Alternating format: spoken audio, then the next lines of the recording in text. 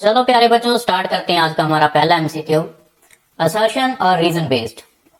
During photosynthesis cyclic photophosphorylation does not produce oxygen.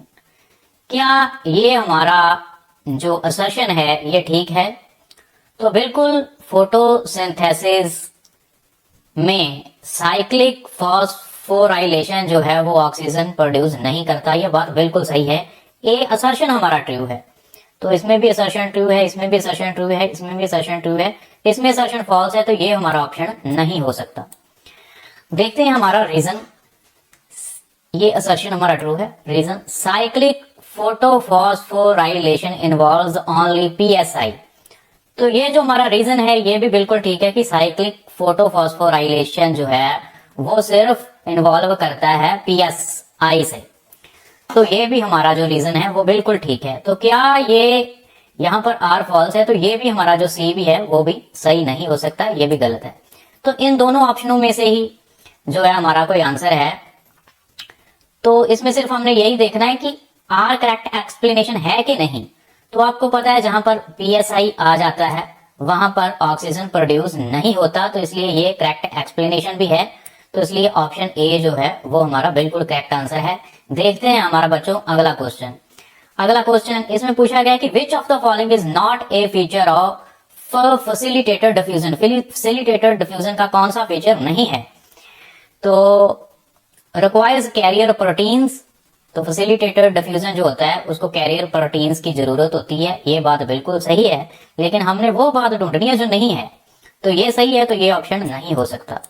Moves along concentration gradient. हाँ, concentration gradient के along ही move करती है facilitated diffusion, तो ये भी हमारा ऑप्शन नहीं हो सकता। ये बात बिल्कुल सही है, हमने गलत बात ढूंढनी है। Requires ATP. फैसिलिटेटेड जो डिफ्यूजन है not a feature of facilitated diffusion, तो रिक्वायर्स एटीपी। तो बिल्कुल जो फैसिलिटेटेड डिफ्यूजन है उसको क्या एटीपी की जरूरत होती है? तो उसको एटीपी की जरूरत नहीं होती। तो ये जो बात है फैसिलिटेटेड डिफ्यूजन का फीचर नहीं है, तो ऑप्शन सी हमारा बिल्कुल करेक्ट आंसर है। स्पेसिफिक फॉर सबस्ट्रेट है, तो बिल्कुल सही। फैसिलिटेटेड डिफ्यूजन है जो वो स्पेसिफिक फॉर सबस्ट्रेट ही होता है, तो ये भी हमारा ऑप्शन नहीं हो सकता। जो फैसिलिटेटेड डिफ्यूजन होता है वो एक पैसिव प्रोसेस है, इसलिए इसको एटीपी की जरूरत नहीं है। तो ऑप्शन सी हमारा बिल्कुल सही आंसर है। देखते हैं हमारा अगला क्वेश्चन जिसमें हमें मैच द फॉलोइंग पूछा गया है।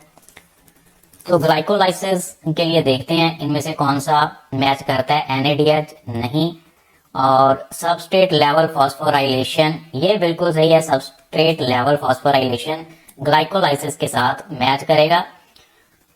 क्रैब्स साइकिल जो है ये NADH फॉर्मेशन या FADH2 फॉर्मेशन या फिर no ATP by oxidative phosphorylation, इनमें से कौन सा बनेगा? तो ये जो है वो हमारा FADH2 फॉर्मेशन से मैच करेगा, तो ये यहां पर आ गया। तो ETC कहां पर मैच करेगा? ETC मैच करेगा NADH फॉर्मेशन पर, और fermentation no ATP via oxidative phosphorylation से मैच करेगा। तो ऑप्शन ढूंढते हैं। ए का बी है, ए का बी यहाँ पर है, और ए का 1 है यहाँ पर। बी ऑप्शन नहीं हो सकता, इनमें से हो सकता है कोई। और बी का जो है वो थर्ड है, तो बी का थर्ड इनमें है। यहाँ पर B1 लिखा हुआ है, तो सी भी ऑप्शन हमारा सही नहीं हो सकता। सी का जो है वो फर्स्ट है, तो सी का फर्स्ट किसमें है? ये दोनों ऑप्शन बचे थे, तो सी का फर्स्ट जो है बिल्कुल इसमें है। तो फोर्थ ऑप्शन देखने की हमें जरूरत ही नहीं है, हमारा ऑप्शन ए जो है वो बिल्कुल करेक्ट है। देखते हैं हमारा अगला क्वेश्चन जो कि असर्शन रीजन बेस्ड ही है। In dihybrid cross phenotypic ratio is 9:3:3:1। तो डाई हाइब्रिड क्रॉस में फेनोटॉपिक रेशियो क्या यही होती है? तो बिल्कुल यही होती है। तो ये असर्शन जो है हमारा वो बिल्कुल ठीक है। तो असर्शन अगर ठीक है तो ऑप्शन डी नहीं हो सकता, इसमें ए फॉल्स बताया गया है। Law of independent assortment operates only when genes are on the same chromosome. Law of independent assortment operates only when genes are on the same chromosome. तो लॉ ऑफ इंडिपेंडेंट असॉर्टमेंट्स क्या तभी operate करता है जब gene same chromosome पर होते हैं? तो बिल्कुल नहीं। लॉ ऑफ इंडिपेंडेंट असॉर्टमेंट तब ऑपरेट करता है जब जीन्स डिफरेंट क्रोमोसोम्स पर होते हैं। तो आर हमारा जो है वो गलत हो गया, इसलिए आर जिसमें भी गलत है वो हमारा ऑप्शन नहीं हो सकता, और आर जिसमें भी ट्रू बताया गया है वो हमारा ऑप्शन नहीं हो सकता। तो आर यहाँ पर ट्रू है, आर यहाँ पर फॉल्स है, ये हमारा ऑप्शन हो सकता है। या फिर R not explanation, R explain से, तो आर ए को एक्सप्लेन नहीं करता, ये भी हमारा ऑप्शन नहीं है। Both true but R not explain, तो बहुत ट्रू नहीं है, ये भी हमारा ऑप्शन गलत है। ए ट्रू आर फॉल्स, तो ये हमारा ऑप्शन जो है सही है कि ए ट्रू है और आर जो है वो फॉल्स है। तो ऑप्शन सी हमारा बिल्कुल करेक्ट आंसर है। देखते हैं हमारा अगला question. A plant shows wilting even when soil has water, जब सॉइल के पास वाटर था तो तभी प्लांट ने जो है तब भी प्लांट ने विल्टिंग शो की। Lab analysis shows increase level of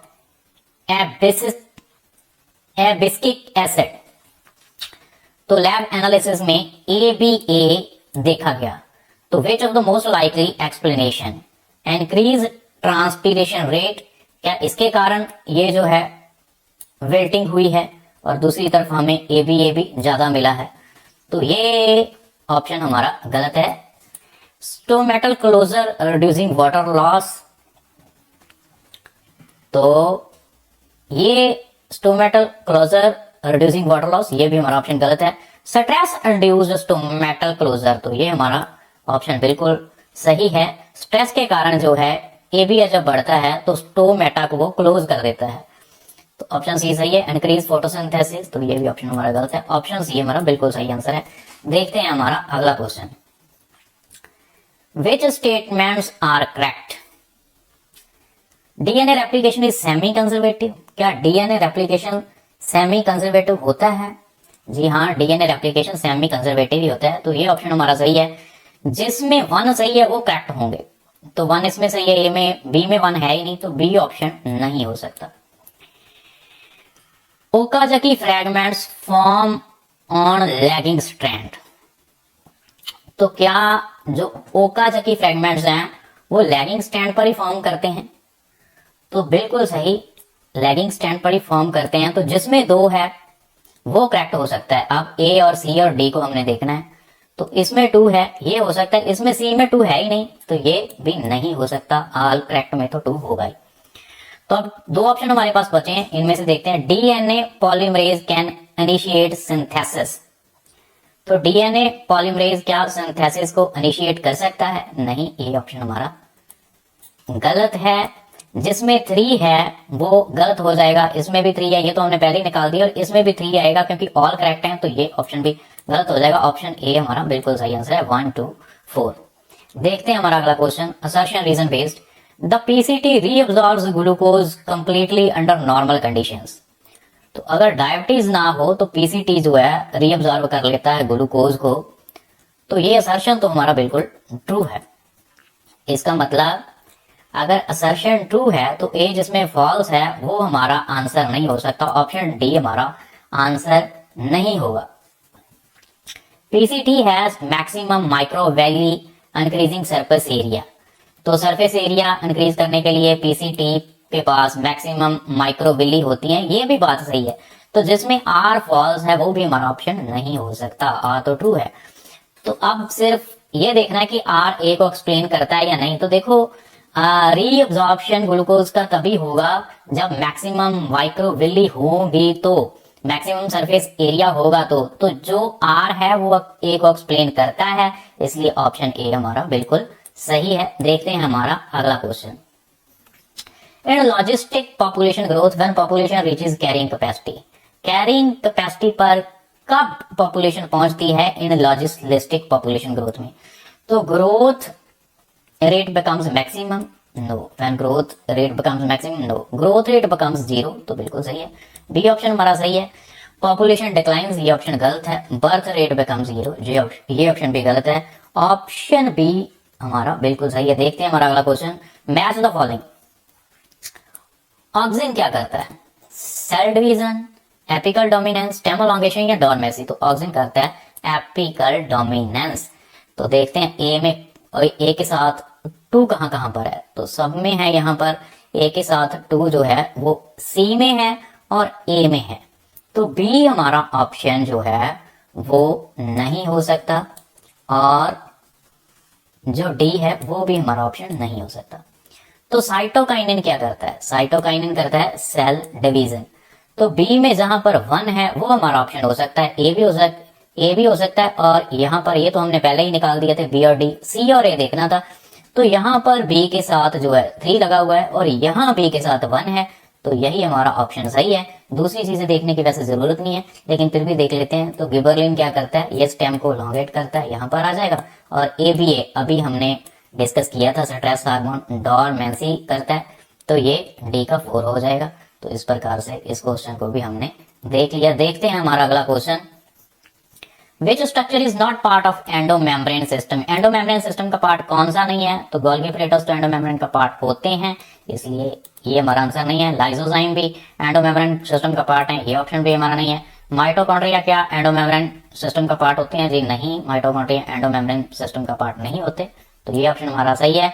endoplasmic reticulum endomembrane का पार्ट होता है, तो ये भी ऑप्शन गलत है। ऑप्शन सी हमारा बिल्कुल सही आंसर है। अगला क्वेश्चन फिर असर्शन रीजन बेस्ड है, haemoglobin has higher affinity for carbon monoxide than oxygen. बिल्कुल सही है, कार्बन डाइऑक्साइड के लिए जो अफिनिटी है हीमोग्लोबिन की वो ज्यादा होती है ऑक्सीजन से। तो ऑप्शंस में अगर ए फॉल्स है किसी में, तो वो ऑप्शन हमारा नहीं हो सकता। ऑप्शन डी हमारा आंसर नहीं होगा, ये तो पता चल गया। CO binds reversibly to haemoglobin, तो ये बात भी सही है, CO जो है वो बाइंड कर जाती है carbon monoxide reversibly to haemoglobin, तो इसलिए जिसमें हमारा आर फॉल्स है वो भी हमारा ऑप्शन नहीं हो सकता, ऑप्शन सी भी हमारा नहीं होगा।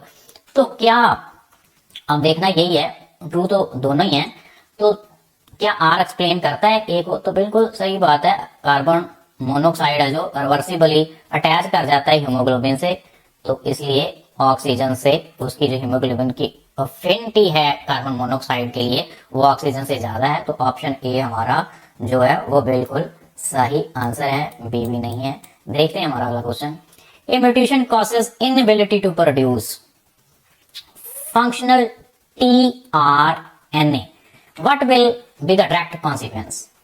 अगर म्यूटेशन के द्वारा inability to produce functional tRNA हो जाए, तो फिर उसका डायरेक्ट कॉन्सिक्वेंस क्या होगा, क्या डीएनए रेप्लिकेशन स्टॉप हो जाएगा।